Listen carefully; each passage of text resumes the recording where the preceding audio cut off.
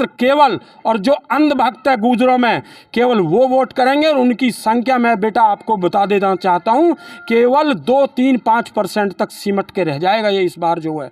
2 lakh vote है और 70,000 हमारे मुस्लिम भाइयों की वोट है, जिनको ये 5 साल से परेशान कर रहे, पाकिस्तान चले जाओ, अफगानिस्तान चले जाओ, वहाँ चले जाओ। आप एक चीज़ बताओ, जब हम हिंदुस्तान के नागरिक हैं, चाहे वो मुसलमान है चाहे वो हिंदू है,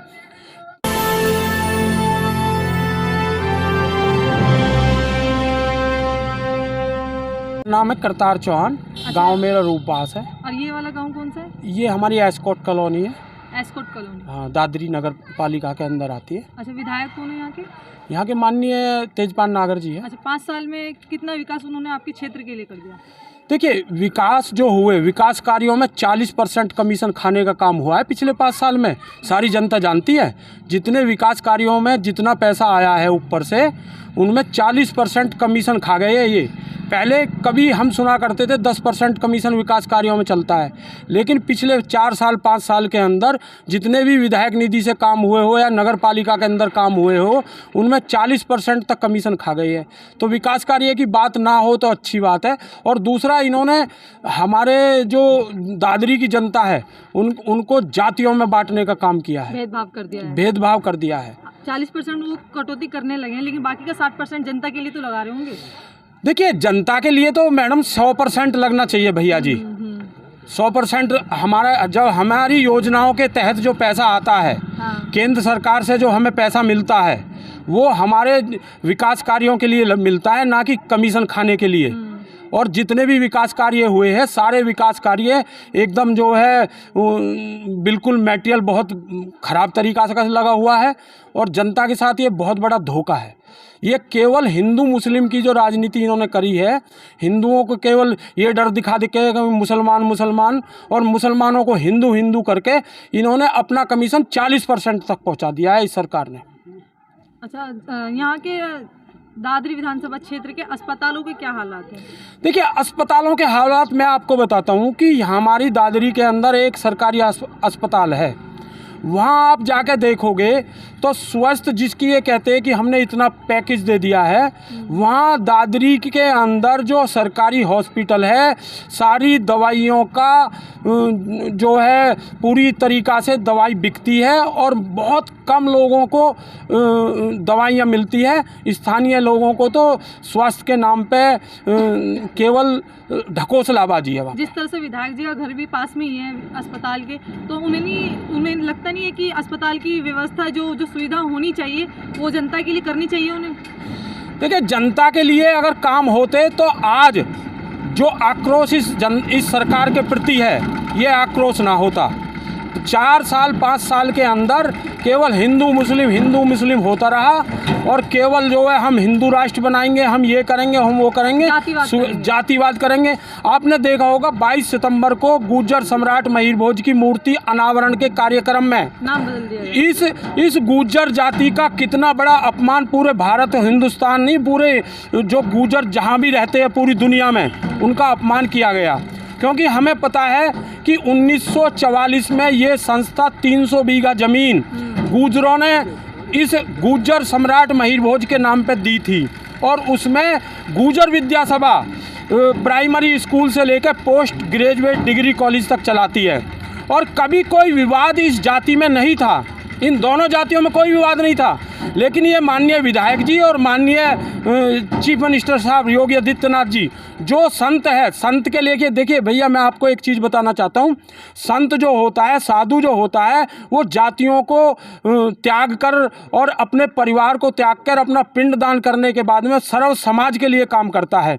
लेकिन मैं भी देखिए, मैं आपको ऐसे प्रमाण दिखा सकता हूँ कि मैंने 30 साल तक भारतीय जनता पार्टी RSS का मैं जिला प्रमुख रहा हूँ, धर्म जागरण विभाग का। और धर्म जागरण विभाग में मैं जो हिंदू सनातन संस्कृति के लिए काम करता था। लेकिन मुझे ये पता नहीं था कि एक संत, जिस संत को हम अपना आइकॉन मानते हैं, वो संत हमें जातियों में बांटने का काम करेगा। वो संत हमें ठाकुर और गुर्जरों को आपस में लड़वाने का काम करेगा। मैं उस दिन मैंने इस जो ढकोसलाबाजी जो इनकी थी, जो हिंदुत्व के नाम पे ये हमारे जातियों में ऊंच नीच छुआछात, ये हिंदुत्व उधर ले जाना चाहते हैं। जब कभी ज्योतिबा फूले जो है महिलाओं के उत्थान के लिए काम करती थी, तो यही जाति के लोग उन पर गोबर फेंका करते थे और यही जाति के लोग ये कहा करते कि तू महिला नहीं है, तू महिला को उत्थान के लिए काम कर रही है। ये उस हिंदुत्व को हमें थोपना चाहते हैं, ये उस हिंदुत्व को थोपना चाहते हैं कि जब गाँवों के अंदर एक एक दो दो कुआं, अलग अलग जातियों के कुआं होते थे। और यहाँ तक कि देखिए, अगर सनातन संस्कृति की मैं बात करूं तो सनातन संस्कृति के अंदर आदमी आत्मा को ईश्वर का रूप माना जाता है, ये आत्मा को अमर और अजर माना जाता है। लेकिन आप देखो हो गई, ये उस हिंदुत्व की तरफ हमें धकेलना चाहते थे जब गांव के अंदर हर जाति के शमशान अलग अलग होते थे। अगर आप देखा जाए तो अगर कोई इंसान मरता है और उसकी जल के खाक राख हो जाता है, वो पंचतंत्र में विलीन हो जाता है, तो उसके बाद छुआछात क्यों? छुआछात कहाँ रह गई? तो इन्होंने ऐसे ऐसे शमशान अलग अलग बनाए थे। ये उधर हिंदुत्व को ले जाना चाहते हैं। क्या हम हिंदू नहीं हैं? क्या जो हमारा जो दलित है, पिछड़ा है, जो वंचित है, हजारों साल से जिसके साथ अत्याचार हो रहे थे, वो हिंदू नहीं है? ये मात्र केवल हिंदुत्व को केवल एक दो जातियों में सीमित करना चाहते हैं। इसलिए हमने उस हिंदुत्व को भी त्याग दिया, इस पार्टी को भी त्याग दिया। अब जैसे 2022 का चुनाव, जनता में क्या रुझान है? देखिए, जनता का रुझान बिल्कुल स्पष्ट है। जनता का रुझान बिल्कुल स्पष्ट है। इस ढकोसलाबाजी सरकार को नेस्ता नाबूद करने का काम करेगी और बिल्कुल पूरी तरीक़ा से भाजपा को उत्तर प्रदेश से गायब करेगी। भाजपा बिल्कुल पूरी तरह हार रही है। और जो है मनवीर भाटी जो बसपा तो 3-13 में अब है नहीं। मनवीर भाटी भी किसी कोई ऐसे मजबूत नेता तो हमारी दादरी में कभी हुए नहीं है। और दूसरी बात यह है कि एक वो है दीपक चोटीवाला, उसको कोई जानता नहीं है यहाँ पे। आम आदमी वाला संजय चेची है, उसको भी कोई नहीं जानता है। तो मुख्य मुकाबला जो है संजय चेची का, जैसे आप बताएं संजय चेची को नहीं जानते, जैसे हम सर्वे कर रहे हैं तो काफी ज्यादा रुझान संजय चेची को लेकर हो रहा है जनता में। देखिए, संजय चेची अभी मात्र 2-4 दिन से उनका चेहरा जनता के सामने आया है। उन्होंने कभी कोई जनता के बीच में कोई ऐसा सामाजिक काम तो किया नहीं है, कोई ऐसा काम तो किया नहीं है जिसको हम नेता मान ले। जैसे कि अभी आपने बताया कि दादरी विधानसभा में भी आम आदमी पार्टी ने दस्तक दे दी अपनी। अगर आम आदमी पार्टी यहाँ से इलेक्शन चुनाव लड़ती है तो क्या जनता उन्हें मौका देगी?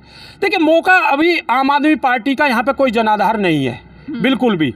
और संजय चेची जी को है वो किसी निजी संबंधों के माध्यम से 2-4 हज़ार वोट मिल जाए तो मैं कह सकता हूँ 2-4 हज़ार वोटों पे वो सिमट जाएगा।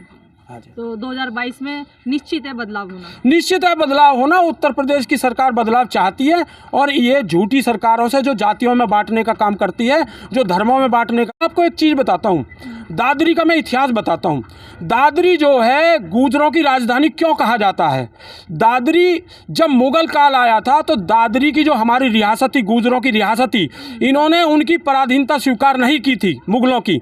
फिर उसके बाद में अंग्रेजी राज आया तो अंग्रेजी राज में जो है अंग्रेज़ों ने भी दादरी को जो है इसको तोड़ना चाहा था, रियासत को। उनको काले आम पे फांसी तो खानी पड़ी, लेकिन हमने अंग्रेज़ों की भी गुलामी मंजूर नहीं की थी। इसलिए पूरे हिंदुस्तान के अंदर दादरी एक गुर्जरों की राजधानी थी और दादरी रियासत बची थी। इसीलिए हम दादरी को गुर्जरों की राजधानी होती है कहा जाता है। और दादरी की राजनीति इन लोगों ने इतनी कमज़ोर कर दी है कि पिछले 15 साल का आप इतिहास उठा के दे लीजिए। 10 साल हमने बसपा के एक यहाँ पे सतबीर गुर्जर को विधायक बनाया था, उस विधायक ने, और 5 साल जो ये माननीय तेजपाल नागर जी जो विधायक हैं, इन्होंने दादरी को, इस दादरी की राजनीति को इतना कमज़ोर कर दिया है कि यहाँ जातियों में लड़ाई शुरू करवा दी है और गुर्जरों को तो इन्होंने एक जाति को पूरी तरीक़ा से बेच ही दिया है।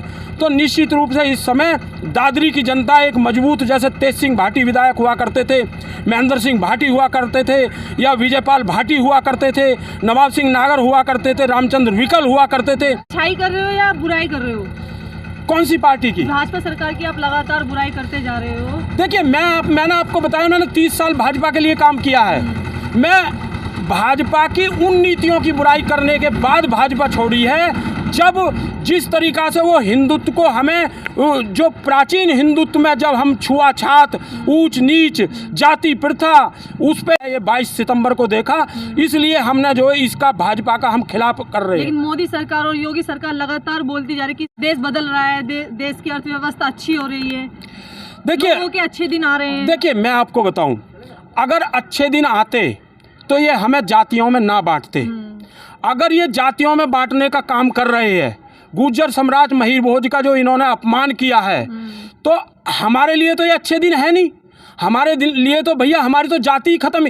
अभी हमारे स्थानीय विधायक माननीय तेजपाल नागर ने ये कहा था, मैं उनका वीडियो अभी दिखा सकता हूँ आपको, इंटरव्यू के बाद में देख लेना, कि गुर्जर जो है स्थानवाचक शब्द है, ये जातिवाचक शब्द नहीं है।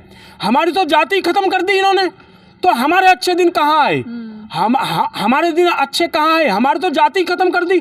और हम तो चाहते हैं जातियाँ खत्म हो, हम तो चाहते हैं भेदभाव खत्म हो, हम तो चाहते हैं ऊंच नीच खत्म हो, लेकिन यही तो लिखते हैं, यही तो हमें कॉलम में लिखते हैं जाति क्या है, यही तो जाति के आधार पे वो टिकट देते हैं। मैं तो भारतीय जनता पार्टी का विकास जब समझूं, ये गुर्जर को ना टिकट दे के किसी राजपूत को टिकट दे। जैसे कि सुनने में आ रहा है कि तेजपाल नागर जी को फिर से दादरी विधानसभा से टिकट मिल चुका है, तो फिर से वोट लेने के लिए आएंगे, फिर से तरह तरह के वादे करेंगे, तो क्या कहेंगे आप उन्हें? देखिए, मैं आपको एक स्पष्ट संदेश देना चाहता हूं, जनता को संदेश देना चाहता हूं, आपके चैनल का बहुत बहुत धन्यवाद देना चाहता हूं कि आप मेरे छोटे एक कर्मचारी मतलब कार्यकर्ता की आवाज़ पूरे दादरी विधानसभा में दोगे। देखिए, मैं आपको बताता हूं, ये पहली बात तो भारतीय जनता पार्टी से गुर्जर समाज क्या, ठाकुर समाज भी इसलिए जो है आक्रोशित हो गया है और परेशान हो गया है कि जिस विधायक ने हमारी जाति पे आरोप लगाया, जिस विधायक ने हमारी जाति को बेचा,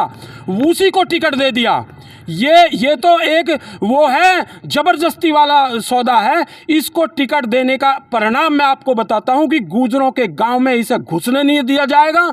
2 लाख वोट है गुर्जरों की, 2 लाख वोटों को इसने अपमानित किया था। कोई 10-20 हज़ार वोट नहीं है हमारी, 2 लाख वोट है इसकी दादरी विधानसभा के अंदर। और दादरी विधानसभा के अंदर 2 लाख वोटों को जो इसने अपमानित किया ना, गुर्जर इसको वोट नहीं करेंगे, उसका बदला लेंगे महीर भोज का मूर्ति अनावरण कार्यक्रम का। और इसको मात्र और मात्र केवल, और जो अंधभक्त है गुर्जरों में, केवल वो वोट करेंगे। और उनकी संख्या मैं बेटा आपको बता देना चाहता हूँ, केवल 2-3-5% तक सिमट के रह जाएगा ये इस बार जो है। 2 लाख वोट है और 70,000 हमारे मुस्लिम भाइयों की वोट है, जिनको ये 5 साल से परेशान कर रहे, पाकिस्तान चले जाओ, अफगानिस्तान चले जाओ, वहाँ चले जाओ। आप एक चीज़ बताओ, जब हम हिंदुस्तान के नागरिक हैं, चाहे वो मुसलमान है चाहे वो हिंदू है, आपने बांग्लादेश उसके वर्मा का देखा होगा, रोहिंग्या मुसलमानों को उन्होंने किसी को शरण नहीं दी, हमें कौन शरण देगा? हमारा हिंदुस्तान का मुसलमान कहाँ जाएगा? उन्हें कौन शरण देगा? ये क्या करना चाहते हैं? समाज को बांटना चाहते हैं, देश को बांटना चाहते हैं, देश को तोड़ना चाहते हैं। पहले पाकिस्तान तोड़ने की जिम्मेदारी किसी पे आरोप लगाते, अब तो ये खुद तोड़ने का काम कर रहे हैं। अब बताइए। ऐसी ही बड़ी खबरों को देखने के लिए जुड़े रहिए हमारे साथ न्यूज़ टाइम भारत।